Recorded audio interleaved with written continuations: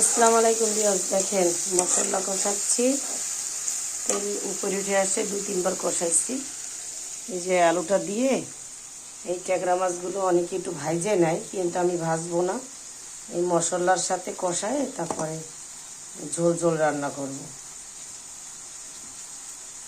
এই যে দেখেন এই মাছগুলো এরকমের খায়, অনেকে ভাইজে খায়, কিন্তু আমি একটু মশলার সাথে যে আলুগুলো তো একটু, মাছটা তো একটু নরম, এই জন্য আলুগুলো দিয়ে আগে মশলাটা ভালো মতো কষায়।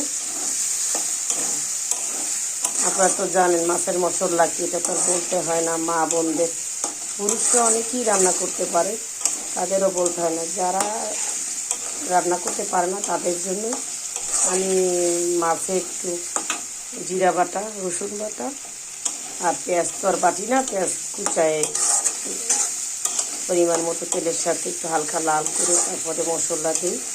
তারপরে অনেকে কাঁচামরিচ দিয়ে খাইতে পারেন, আমি একটু লাল লাল মাখা মাখা, একটু না হলে কালারটা ভালো না হলে আমার খেতে চায় না আমার ফ্যামিলির থেকে। তো আমি এই জন্য একটু গুঁড়া মরিচটা ইউজ করি, গুঁড়া মশলা আর কি। মরিচ হলুদ শুকায় কড়াইতে ভাঙায় গুঁড়া করে আনা হয়, সেটা দিয়ে আমি রান্না করি।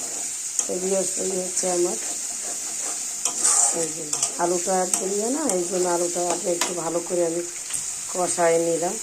এই যে একটু পানি দিচ্ছি, কেন দিচ্ছি কারণ হচ্ছে আলুটা হচ্ছে একটু শক্ত, যাতে মাছটা যখন আমি কষাবো যাতে এটা সেদ্ধ হয়ে যায় অল্প পানিতে, আপনার আলুতে আর যেন পানি বেশি না লাগে, এই জন্য আর কিছু না।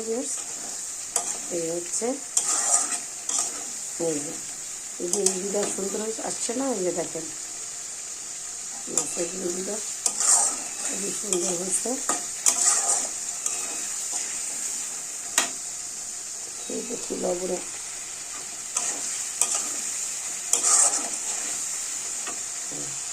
এখন এই মাছটা দিব। মাছটা আমি করবো না,